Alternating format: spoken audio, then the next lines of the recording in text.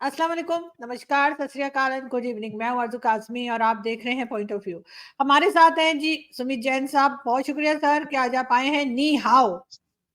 नी हाओ, जय श्री राम, नमस्कार and thank you for calling इतने इंपॉर्टेंट मुद्दे के ऊपर बात करने के लिए। बिल्कुल सर, आज सबसे हॉट न्यूज़ जो है वो यही है और काफ़ी बड़ी डेवलपमेंट है, और वो ये कि वैसे तो लोगों को थोड़ा बहुत पहले से आइडिया हो रहा था, लेकिन फिर भी जो बाइडेन जो है वो रेस से बाहर हो गए हैं। कैसे देख रहे हैं आप इसको? अब ट्रंप के लिए रास्ता और आसान हो गया है।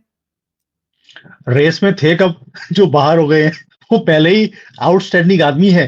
जैसे होता है ना कि क्लास पे, जैसे आप भी कभी शायद कभी स्कूल में गई होंगी, तो कहते थे आरजू काजमी बड़ी ही आउटस्टैंडिंग है, हमेशा क्लास के बाहर ही खड़ी रहती है।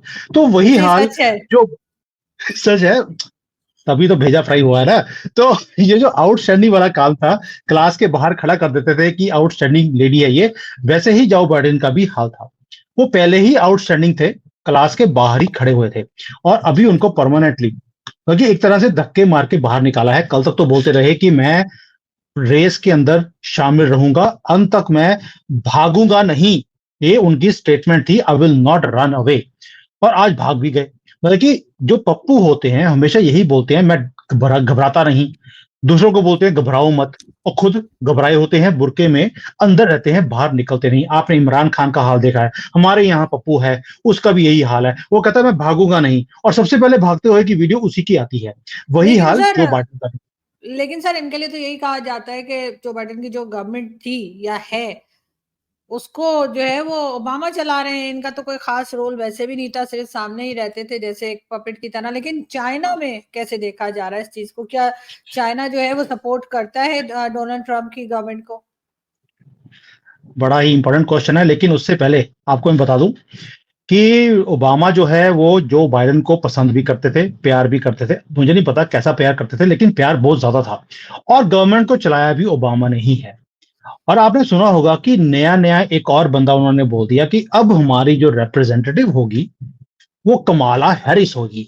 मतलब कि उसका नाम कमाला नहीं है, कमला है। मतलब कि जो घर में सबसे ज्यादा कमला होता है उसको नाम कमला दिया जाता है। वैसे मैं कमला के लिए कोई तंज नहीं कस रहा हूं, मैं वैसे बता रहा हूँ कि इंडियन जो फैमिलीज होती हैं उसमें जो सबसे कमली होती है या कमला होता है उसको बोलते हैं कमला। तो ये कमला हैरिस है, तो इसलिए ओबामा ने, वो कमला था, अब कमली को उन्होंने बोल दिया कि ये हमारी प्रेसिडेंट बनेगी। और पूरी धांधली करने की प्लानिंग उन्होंने ऑलरेडी कर ली है। तो आप समझ सकते हैं कि ओबामा कुर्सी को छोड़ना नहीं चाहते। 2 बार प्रेसिडेंट बनने के बाद बाइडेन को बैठा दिया, फिर कंटिन्यू किया अपनी ही पॉलिसीज को। अब कमली हैरिस जो है उसको बिठाया जा रहा है। तो आप समझ सकते हैं कि क्या हो रहा है। अब आते हैं चाइना के ऊपर। बाइडेन के आने के बाद चाइना के साथ जो दोस्तियां अमेरिका ने दोबारा से करनी शुरू कर दी, ये हमारे सबके सामने है। वो टेक्नोलॉजी ट्रांसफर हो, कुछ भी हो, पहले 3 साल तो सारी टेक्नोलॉजीज को ट्रांसफर कर दिया। उसके बाद बोल दिया असी हुन किसी नु ट्रांसफर नहीं करा देवांगे। ये बाइडेन ने पंजाबी में बोला था। तो उसने बोल दिया कि अब कोई भी यहां पर दुनिया में कंपनी टेक्नोलॉजीज को ट्रांसफर चाइना को नहीं कर सकती, हम सैंक्शन कर देंगे। तो ये जो सारी पॉलिसीज हैं, ये कमली हैरिस जो है उसके आने के बाद भी यही कंटिन्यू रहेगी। इसलिए चाइना हमेशा ही कमली हैरिस को सपोर्ट करेगा, बाइडेन को सपोर्ट करेगा, डेमोक्रेट्स को सपोर्ट करेगा, ट्रंप को नहीं करेगा। उसका रीजन क्या है? रीजन है कि जब 2016 में ट्रंप आए, उन्होंने आने के बाद 2 साल तो बड़ी बड़ी ही मुश्किल से मीटिंग्स करी, इनको लुभाने की कोशिश करी चाइनीज को कि भाई तुसी बंदे दे पुत्र बन जाओ, लेकिन हमारे साथ तुम फेयर डील करो। चाइना ने नहीं किया। तो 2018 में दुखी होकर ट्रंप ने सैंक्शंस कर दिया, या जिसको बोलते हैं इंपोर्ट ड्यूटीज बढ़ा दी चाइना के ऊपर। चाइना की ऐसी वाट लगी है, ऐसी पीठ के ऊपर लात मारी कि आज तक इनका जो है ना कुब सीधा नहीं हुआ है चाइनीज का। अब उसका रीजन क्या था? क्योंकि ट्रंप पॉलिटिशियन नहीं है, बिजनेसमैन है। उनको मालूम है कि कौन सी चीज करने से चाइना की जो दुखती रग है उसको मैं दबा सकता हूं। और बड़े ब्यूटीफुली उन्होंने चाइना को दबाया भी। वो आज तक वो जो है उससे बाहर निकल नहीं पाए। इसलिए चाइना कभी भी ट्रंप को सपोर्ट नहीं करेगा। बाइडेन को, कमली हैरिस को करेगा। दूसरी बात, अभी इनकी 3 दिन की मीटिंग हुई है शी जिनपिंग की, जहां पर इंडियन मीडिया में बताया गया कि उनको हार्ट अटैक हो गया है, वो हॉस्पिटल में चले गए हैं। आपने सुना होगा, आपने भी कोशिश करी थी उसके ऊपर एक सेंसेशनल वीडियो बनाने की, लेकिन पुरानी जो चीजें हुई थी अपने साथ, तो उसके बाद आपने बनाना पसंद नहीं किया जब तक कि इंफॉर्मेशन बाहर ना आ जाए। अभी आते हैं उसके ऊपर कि जो ये मीटिंग हुई उसके अंदर क्या बात हुई है। बात ये हुई है कि ट्रंप आने वाला है, हमारी पूरी कोशिश होनी चाहिए कि ट्रंप ना आए, और अगर गलती से ट्रंप आ गया तो हम अपनी इकोनॉमी को कैसे बचा सकते हैं अगले 4 साल के लिए। तो इन्होंने घबराहट में आज अपना रेट ऑफ इंटरेस्ट भी कम कर दिया है, जिसको हम रेपो रेट बोलते हैं। बॉन्ड के जो यील्ड्स हैं वो कम होने शुरू हो गए हैं चाइना के अंदर। मतलब कि हड़बड़ी पड़ गई है। बाइडेन के रेस को छोड़ते ही उनको लगता है कि कमली नहीं बन सकती प्रेसिडेंट। अगर कमाला हैरिस रेस में आई तो ट्रंप का जीतना तय है। यहां पर घबराहट बुरी तरह से शुरू हो गई है। अपनी कंट्री को बचाने के लाले इनको ऑलरेडी पड़ने शुरू हो गए हैं, यानी कि हॉल पड़ने शुरू हो गए हैं। मुझे लगता है जैसे जो बाइडेन पंजाबी में बोलने लग गए थे, अभी शी जिनपिंग भी पंजाबी में बोलने वाले हैं कि साडा की होगा। मतलब वो निकल आए सर, वो जो बीच में उनके बारे में क्या-क्या खबरें चल रही थी अभी वो खत्म हुई और आखिरकार आ गए। लेकिन ये इस किस्म के स्टंट्स करते रहते हैं। ये कोई 1 डेढ़ साल पहले भी गायब हो गए थे, कोई 1 वीक तक दिखे ही कोई नहीं थे और हम लोग यहाँ पहली वीडियो बात यह है, बना-बना के हलकान हो गए। जी। पहली बात यह है, हमारे यहां नहीं बोल सकते, इंडियन मीडिया में बोल सकते हैं कि इंडियन मीडिया में ये कुछ हो रहा था। मेरे यहां पर कोई भी फेंकू वाला काम नहीं होता। वो फेंकू वाले काम जो है वो आपके दोस्त ही हैं जो करते हैं। और अरे एज फार मेरे एज दोस्त नहीं करते सर, मेरे दोस्त वो पुराने मेरे दोस्त दोस्त, नहीं है जिनका ना पुराने पुराने ना नए ना फट्टे पुराने कोई नहीं। लेकिन सर बहुत सी कंपनीज ऐसी हैं जो जो चाइना में पहले काम कर रही थी और अब वो अपनी जो प्रोडक्शन हाउसेज हैं व्हाटएवर वो उठा उठा के वो भारत की तरफ आ रहे हैं। एप्पल हो गया, कई दूसरी कंपनीज का सुना जा रहा है। उसके ऊपर चाइना कोई फिक्रमंद है? चाइना को कोई फिक्र हो रही है कि ये सबके सब भारत की तरफ जा रहे हैं, यहाँ कोई नहीं रुक रहा? इससे भी तो इन्हें इकोनॉमी में फर्क पड़ता होगा। वो जो है चाइना को चिंता थी, तभी उन्होंने हमारे मीडिया में और हमारी जो ऑपोजिशन, स्पेशली आपका फेवरेट पप्पू जो है, उसको फंडिंग करनी शुरू कर दी कि तुसी आग लगा के रखो इंडिया च। बेशक वो पाकिस्तान को यूज करो, किसी को यूज करो, लेकिन भारत में आग लगा के रखो, ताकि जो यहाँ की कंपनीज हैं वो कहीं गलती से भारत में ना चली जाए। कंपनीज इंडोनेशिया जा रही थी, थाईलैंड जा रही थी, वियतनाम जा रही थी, चाइना को प्रॉब्लम नहीं थी। भारत में जैसे ही कोई कंपनी अनाउंस करती है कि वो भारत में आ रहे हैं, इनके जिसको बोलते हैं तशरीफ में आग लगनी शुरू हो जाती है। और इसलिए जैसे ही कोई कंपनी अनाउंस करती है, पाकिस्तान की तरफ से हमारे कंट्री में कहीं ना कहीं छोटा मोटा कोई अटैक करवा दिया जाता है। वो इसलिए ताकि इंटरनेशनल मीडिया को यह बताया जाए कि भाई यहां पर भारत में कंपनियां लगाना सेफ नहीं है। लेकिन उसके बाद भी कंपनियां भारत में आती जा रही हैं, क्योंकि उनको पता है मोदी है। तो ये छोटी मोटी जो चीजें हैं इसका फुल एंड फाइनल बड़ी जल्दी हो जाएगा। योगी जी ने बता भी दिया था कि 6 महीने में हम क्या करने वाले हैं। तो इसलिए चिंता है चाइना को कि भारत में कंपनियां जा रही हैं। अब तो ये हालत है कि इंटरनेशनल कंपनियां तो भारत में आ ही रही हैं, चाइनीज कंपनीज ने भी लाइन लगा ली है भारत में आने के लिए, बिकॉज भारत की इतनी बड़ी मार्केट को वो छोड़ना नहीं चाहते। दूसरा एक और रीजन है कि जब मेड इन चाइना होता है तो लोग कहते हैं यार इसमें क्वालिटी अच्छी नहीं होगी, लेकिन जब मेड इन इंडिया होता है तो लोगों को एक विश्वास होता है कि ये क्वालिटी अच्छी होगी, इसको ले सकते हैं। बेशक उसकी प्राइस थोड़ी सी ज्यादा भी क्यों ना हो, बट फिर भी उसे कंपैरेटिवली देखा जाता है। यह भी एक चिंता का विषय है, जिसके कारण चाइनीज कंपनीज भारत में आकर मेड इन इंडिया के अंदर वो पूरे वर्ल्ड में अपने प्रोडक्ट्स को एक्सपोर्ट करने में लगे हुए हैं। अब देखिए मेरे पास सैमसंग का फोल्ड मोबाइल है, वो मेड इन चाइना था। वो कभी चलता है कभी नहीं चलता, लेकिन जो भारत में मेड इन इंडिया के सैमसंग के वही कंपनी वही टेक्नोलॉजी के मोबाइल हैं, उसमें कभी प्रॉब्लम आप सुनते ही नहीं है। तो ये जो चीजें हैं उसके कारण लोगों का विश्वास मेड इन इंडिया में बनता जा रहा है। इसीलिए आज हम दुनिया के सेकंड लार्जेस्ट मोबाइल मैन्युफैक्चरर्स बन चुके हैं, और यही चिंता है शी जिनपिंग को, जिसके कारण जो आपने पहले बोला ना, कुछ कुछ महीनों के बाद वो गायब हो जाते हैं। इसीलिए गायब होते हैं, वो भी कहीं ना कहीं चिंता में बैठकर सोच रहे होते हैं माथे पे हाथ रख के कि अब मैं मोदी जी का करूं तो क्या करूं। मोदी जी से मुझे याद आया कि भारत में कैसे देखा जा रहा होगा इस नई डेवलपमेंट को जो अमेरिका में हुई है, आपके ख्याल से? वैसे अमेरिका के साथ टर्म्स तो हमेशा से अच्छे रहे, चाहे जो बाइडेन हो या ट्रम्प के साथ तो खैर बहुत ही अच्छे रहे, तो अब आपके ख्याल से इंडियन गवर्नमेंट कैसे देख रही है, या इंडिया के लोग कैसे देख रहे हैं इस नई डेवलपमेंट को अमेरिका में? मुझे मालूम है आपने मोदी जी को फोन किया था, उन्होंने उठाया नहीं क्योंकि उनको पता था कि उनको कोई छोटा-मोटा कोई उल्टा-सीधा क्वेश्चन ही पूछोगे। तो मेरी बात हुई थी उनसे कि यार आरज़ू बार-बार मुझसे पूछ रही है कि तो अब आप किसको सपोर्ट करोगे? तो उन्होंने मुझे बता भी दिया कि मैंने पहले भी ट्रम्प के साथ ही मैंने सपोर्ट किया था, अभी भी मैं ट्रम्प को ही सपोर्ट कर रहा हूँ। और कहते हैं आरज़ू को मत बताना, ओहो! उन्होंने बोला था आपको नहीं बताने के लिए, लेकिन मेरे मुँह से निकल जाती है ये चीज़। मैं एडिट आप भी कर ना दूंगी, ये इसे एडिट हाँ, कर दूंगी। क्योंकि आप भी जो है ना बड़े तरीके से मेरे अंदर से चीजें निकलवा लेती है। एनीवेज, तो ट्रम्प को सपोर्ट पहले भी किया था और जब अभी रिसेंटली ट्रम्प को गोली भी लगी कान पर, तो वो जो गोली लगी है उसके बाद जो हमारे मोदी जी हैं, उन्होंने मैसेज भी किया था कि मेरे दोस्त को गोली लगी है, मैं बड़ी चिंता में हूँ। लेकिन बाइडेन रोज दूसरे दिन कभी कभी सीढ़ियों में गिर जाते हैं, कभी बाथरूम में गिर जाते हैं, कभी अपने बाथरूम में जाते-जाते किसी और के बाथरूम में पहुंच जाते हैं। पता लगा है कि व्हाइट हाउस की बजाय कभी ब्लैक हाउस में भी पहुंच गए हैं। ये तो हालत है उनकी।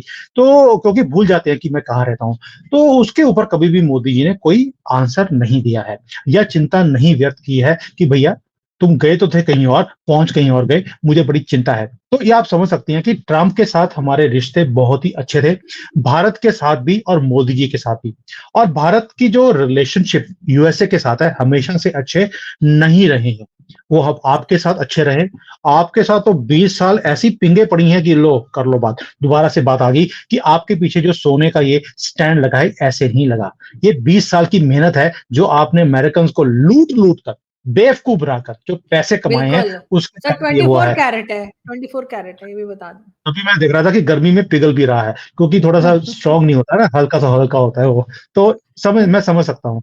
और बिजली तो आपके वैसे भी है नहीं और पता लगा कि बिल्कुल, पड़ोसियों के भी बिल इतने ज़्यादा आ गए हैं आपके कारण क्योंकि कुंडी आपने लगाई हुई थी कि उन्होंने भी अपना मीटर ही बंद कर दिया। मुझे पता लगा अभी बिल्कुल ही है। रिसेंटली लेकिन फ़कार बता लेकिन रहा था। सर हाँ, नहीं लेकिन सर मैं आपको ये भी बता दूँ एक चीज़ और कि वो तो ख़ैर आपने न्यूज़ देखी होगी जो बांग्लादेश में जो प्रोटेस्ट चल रहा है स्टूडेंट्स का और जो प्रॉब्लम है। रिसेंटली सर वो ममता बनर्जी जो है, आपके यहाँ की ममता बनर्जी, उन्होंने कहा है कि अगर कोई बांग्लादेश से भारत आना चाहते हैं तो हम वेलकम करेंगे, डोर्स ओपन कर देंगे। सर हो सकता है ये कि वहाँ से आप लोगों को अपने यहाँ बसा लें? पहले ही आपके यहाँ जो है हुँ, कभी क्या इश्यूज़ चलते रहते हैं, सीएए को लेके उनका कभी क्या उनका नाम इसलिए ममता है क्योंकि ममता आ जाती है उनको सबके साथ नहीं आती, लेकिन वहां से जो मुसलमान होते हैं उनके लिए बड़ी ममता उनकी जागती है। पता नहीं क्यों उनको बड़ा ही प्यार आता है कि वहां पे मुसलमान बड़ा ही दिक्कत में है। पाकिस्तान के मुसलमानों के साथ भी उनको बड़ी दिक्कत है, तभी उनको बोला जाता है कि वो ममता बनर्जी नहीं ममता बानो है क्योंकि वो ऑलरेडी कुछ कटवा चुकी हैं अपना, यानी कि कन्वर्ट करवा चुकी हैं अपने आप को। अब आते हैं बात को कि आपने कभी कॉकरोच देखे हैं? वो हमेशा आपको गटर में, है ना, बेड के नीचे, किसी ना किसी आपकी अलमारी की जो ड्रॉर होते हैं उसके नीचे आपको दिख जाते हैं। कॉकरोचों का काम ही होता है ऐसी जगह पे आना। तो इन्होंने क्या किया है कि कभी जो बेड है, बेड के नीचे अगर खोलो तो वहां से सुरंग निकलती है गटर की और उसमें से पता लगता है कि वो बांग्लादेश में वो सुरंग जा रही है, उसमें से कॉकरोच हमारी तरफ आ रहे हैं। ड्रॉर खोलो तो उसमें भी टनल मिलती है, ड्रॉर के बीच में से वहां से कॉकरोच मारे आ रहे हैं। तो ये जो सारा काम है ये ममता बनर्जी ने शुरू कर दिया है, इसलिए कि वहां पर डेमोग्राफी को चेंज किया जाए और वहां पर इसे एक मुस्लिम जो है मेजोरिटी एरिया को बनाया जाए ताकि वोट बैंक कभी भी ममता बानो का खत्म नहीं हो और वो हमेशा वहां पर गुंडागर्दी से जीतती रहे। और कोई भी बात नहीं है जिसके कारण उसे इतना प्यार आ रहा है। अगर उसे ह्यूमैनिटेरियन ग्राउंड के ऊपर इतना ही प्यार था तो जो बांग्लादेश में जो हिंदूज के ऊपर इतनी ज्यादा जो भी आप दरिंदगी में बोलूंगा जो करते रहते हैं वहां के मुसलमान इन द नेम ऑफ अल्लाह, तो वहां पे जब वो सारे हिंदू भारत में आने की बात कर रहे हैं या भारत में आ चुके हैं तो उसका प्रोटेस्ट सबसे ज्यादा इसी ने किया था। तो ये अभी उन्होंने बोला कि बांग्लादेश में जो भी यहां पर आना चाहेगा हम उन्हें आने देंगे। तो ये झूठ बोल रही है क्योंकि ममता बानो ने ओपनली बोलना चाहिए कि वहां से जो मुसलमान कॉकरोचों की तरह हमारी तरफ आना चाहते हैं हम उन्हें आना देंगे। हिंदुओं को तो आने देती नहीं है वो, और जो आए हुए हैं उनको बोलती है कि सीए के अंडर हम उन्हें यहाँ के नेशनल्स नहीं बनने देंगे। तो ये जो डबल स्टैंडर्ड्स हैं इनके वो सामने आ रहे हैं। अच्छी बात है, जितना ही अपने आप को एक्सपोज करेंगे उतना ही ये जो गटरों में से निकल निकल के हमारी तरफ आ रहे हैं उन्हें बंद करना और भी आसान हो जाएगा। और सर मुझे आना इतना आसान है आपके ख्याल से? मतलब कुछ तो तरीका होगा ना, गवर्नमेंट के थ्रू कोई आ सकता होगा। ऐसे तो नहीं कि कोई चीफ मिनिस्टर उठ के दावत दे देगा तो कोई भी आ सकता है, कोई तो प्रोसेस होगा ना आने का। देखिए प्रोसेस लीगल भी है, इलीगल तो आपसे ज्यादा कौन समझ सकता है आरजू जी, आप भी बड़ी भोली बातें करती हैं कि मैं भी जो 2-3 बार इलीगल, जाके आ चुकी हूँ सर, बिल्कुल, लास्ट मुझे पता वीकेंड है, भी मुझे मैं वहीं थी। आपको पकड़ा भी गया था, तभी मैं बोलूं कि आपकी शर्ट पे लाल रंग क्यों है, डंडे जो पड़े थे। तो ये जो सारी चीजें हैं, ये जो चीजें होती हैं, जब कोई पकड़ा जाता है तो डंडे पड़ते हैं और वो दिखता भी है। यहाँ पर जो बांग्लादेश है, क्योंकि लोकल गवर्नमेंट है, उनकी पावर्स ज्यादा होती हैं, तो लोकल गवर्नमेंट का अपने एरिया में दबदबा होता है। ममता बानो ने बिल्कुल ही रास्ता खोला हुआ है और चिंता नहीं है, हमें भी मालूम है कि वहां पर क्या प्रॉब्लम चल रही हैं, कैसे इसको ठीक करना है। कई बार दूसरे आदमी को अपनी बेवकूफियां कर देना चाहिए, देने की एक परमिशन दी जाती है कि थोड़ी देर के बाद इनको सीधा किया जाएगा। अब आपके यहाँ पर तो कैसे पॉलिटिशियंस को सीधा किया जाता है, वो कोई और समझ नहीं सकता। देखिए, इमरान खान को 1 डेढ़ साल पूरा फ्री पास दिया गया, और जो भी हदें पार कर रही थी उनको करने दी, उसके बाद कैसे नापा गया है, ऐसे ही ममता बानव को और इनके कॉकरोचों को ऐसे ही सीधा किया जाएगा। चिंता मत कीजिए, हमारा भी प्लान पूरा पक्का है। मोदी जी से बात होकर बता रहा हूं मैं आपको। सर, मोदी जी की कैसी चल रही है गवर्नमेंट आपके ख्याल से? क्योंकि शुरू में जब आए थे तब तो जो दूसरी अपोजिशन वगैरह है वो तो काफी टफ टाइम दे रहे थे, असेंबली में खड़े होकर भी काफी कुछ राहुल गांधी बात कर रहे थे और उस पर बड़ा एक हंगामा था। तो अब आपको क्या लग रहा है कि कुछ गवर्नमेंट चल पड़ी है अपने ट्रैक पे, या आपको लग रहा है कि इस बार अपोजिशन काफी स्ट्रांग है? आरजू जी, बस प्रॉब्लम आपकी यही है कि आप वही देखना चाहती हैं जो आपको पसंद हो। मोदी जी ने क्या वाट लगाई राहुल गांधी की, वो नहीं देखी आपने। लेकिन राहुल गांधी ने बड़ा टफ टाइम दिया। यही तो प्रॉब्लम है हमारे मीडिया की भी। आप भी पता नहीं कौन कौन से मीडिया चैनल पे जाती हैं। लेकिन मैं अब तो कहती हूँ कि अच्छी बात है, अगर मैं तो अपने आप ही कहती हूँ कि हमारे यहाँ अगर अपोजिशन स्ट्रांग हो या किसी भी कंट्री में स्ट्रांग हो तो काम अच्छा होता है, इसलिए कि गवर्नमेंट फिर अपने टोस पे रहती है ना। ये जो टिप टॉप आपके रहते हैं ना, टिप एंड टो के ऊपर, वो हमारे यहाँ पर हमें उसकी जरूरत नहीं है। वो भी पप्पू जैसे, हम तो पप्पुओं को उंगली पे नचाने वाले लोग हैं, और आगे जाके निचाएंगे भी। अभी जो राहुल गांधी ने जो भी कार्ड खेलने थे वो खेल लिए। लास्ट जो पार्लियामेंट सेशन हुआ है, आगे जाकर भी ऐसा ही काम करने वाले हैं ये, क्योंकि जो ऐसी कम्युनिटी को बिलोंग करते हैं वो यही काम कर सकते हैं, ना वो खुद काम करेंगे ना किसी को करने देंगे। तो राहुल गांधी ने वही बता दिया कि इनका डीएनए कौन सा है। अभी आते हैं कि आगे जाकर क्या होगा। गवर्नमेंट पहले भी बैकफुट पे नहीं थी, आगे भी नहीं होगी, और उसके लिए कोई ना कोई बड़ा काम मोदी जी करने वाले हैं। ये मुझे, जिसको बोलते हैं कि बिकॉज मैं कॉर्पोरेट का आदमी हूं, हम सेंस कर लेते हैं कि पहले ही कि आगे जाकर क्या होने वाला है।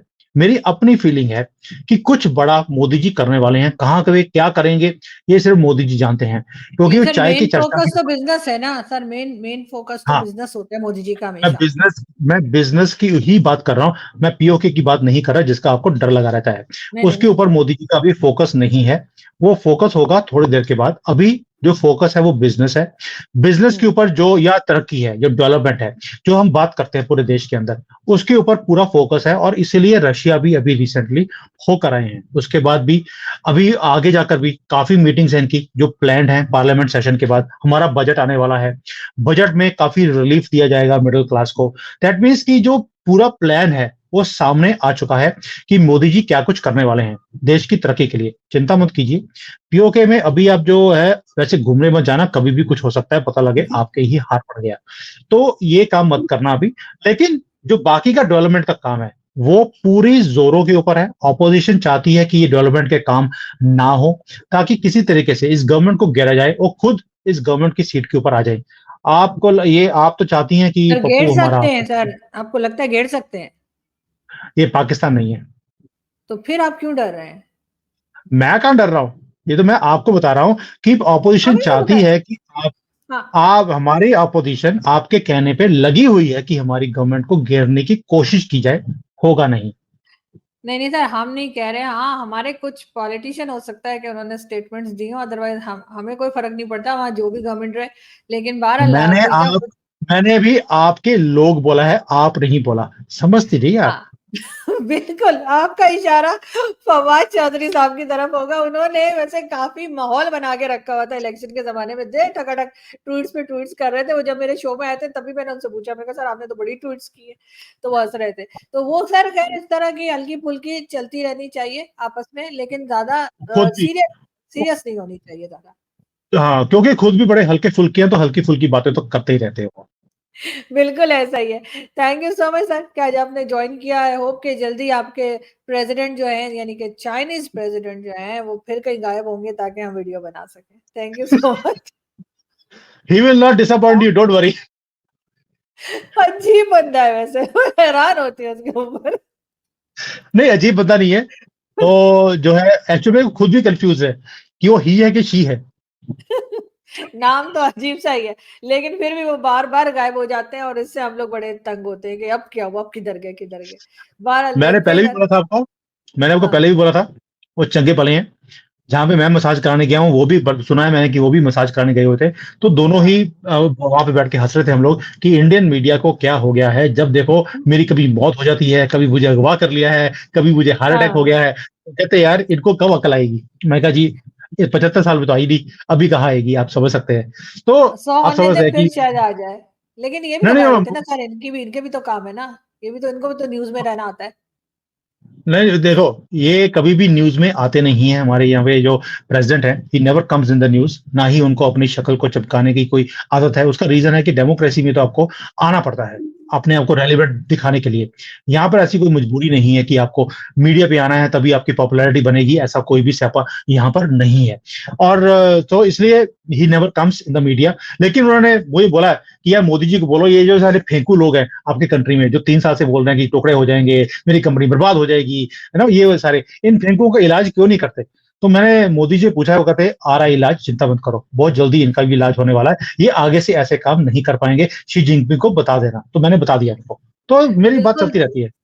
ऐसा ही होना भी चाहिए sir. Thank you so much कि आज आपने जॉइन किया। Thank you. Thank you.